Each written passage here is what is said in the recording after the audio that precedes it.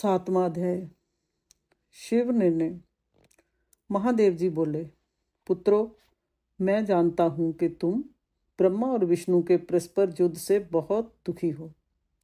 तुम डरो मत, मैं अपने गणों के साथ तुम्हारे साथ चलता हूं। तब भगवान शिव अपने नंदी पर आरूढ़ हो देवताओं सहित युद्ध स्थल की ओर चल दिए। वहां छिपकर वे ब्रह्मा विष्णु के युद्ध को देखने लगे। उन्हें जब यह ज्ञात हुआ कि वे दोनों एक दूसरे को मारने के लिए महेश्वर और पाशुपात अस्त्रों का प्रयोग करने जा रहे हैं, तो वे युद्ध को शांत करने के लिए महाअग्नि के तुल्य एक स्तंभ रूप में ब्रह्मा और विष्णु के मध्य खड़े हो गए। महाअग्नि के प्रकट होते ही दोनों के अस्त्र स्वयं ही शांत हो गए। अस्त्रों को शांत होते देखकर ब्रह्मा और विष्णु दोनों कहने लगे कि इस अग्नि स्वरूप स्तंभ के बारे में हमें जानकारी करनी चाहिए। दोनों ने उसकी परीक्षा लेने का निर्णय लिया।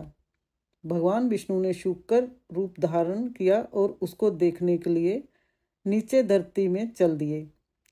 ब्रह्मा जी हंस का रूप धारण करके ऊपर की ओर चल दिए। पाताल में बहुत नीचे जाने पर भी विष्णु जी को स्तंभ का अंत नहीं मिला। अंत वे वापस चले आए। ब्रह्मा जी ने आकाश में जाकर केतकी का फूल देखा। वे उस फूल को लेकर विष्णु जी के पास गए। विष्णु ने उनके चरण पकड़ लिए। ब्रह्मा जी के छल को देखकर भगवान शिव प्रकट हुए। विष्णु जी की महानता से शिव प्रसन्न होकर बोले, हे विष्णु जी, आप सत्य बोलते हैं। अतः मैं आपको अपनी समानता का अधिकार देता हूं। 8वां अध्याय। ब्रह्मा का अभिमान भंग। नंदीकेश्वर बोले, महादेव जी ब्रह्मा जी के छल पर अत्यंत क्रोधित हुए। उन्होंने अपने त्रिनेत्र से भैरव को प्रकट किया और उन्हें आज्ञा दी कि वह तलवार से ब्रह्मा जी को दंड दें। आज्ञा पाते ही भैरव ने ब्रह्मा जी के बाल पकड़ लिए और उनका 5वां सिर काट दिया। ब्रह्मा जी डर के मारे कांपने लगे। उन्होंने भैरव के चरण पकड़ लिए तथा क्षमा मांगने लगे। इसे देखकर श्री विष्णु ने भगवान शिव से प्रार्थना की कि आपकी कृपा से ही ब्रह्मा जी को 5वां सिर मिला था, अतः आप इन्हें क्षमा कर दें। तब शिव जी की आज्ञा पाकर ब्रह्मा को भैरव ने छोड़ दिया। शिव जी ने कहा, तुमने प्रतिष्ठा और ईश्वर तब को दिखाने के लिए छल किया है, इसलिए मैं तुम्हें शाप देता हूं कि तुम सत्कार, स्थान व उत्सव से विहीन रहोगे। ब्रह्मा जी को अपनी गलती का पछतावा हो चुका था।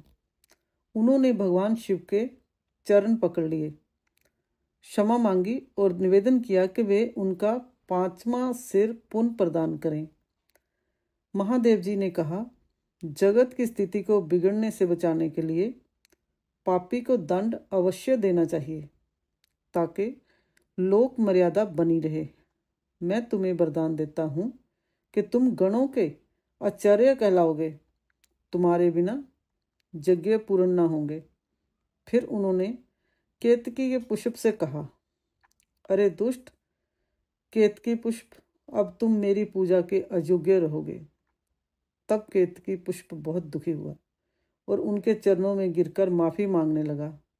तब महादेव जी ने कहा, मेरा वचन तो झूठा नहीं हो सकता, इसलिए तू मेरे भक्तों के योग्य होगा। इस प्रकार तेरा जन्म सफल हो जाएगा।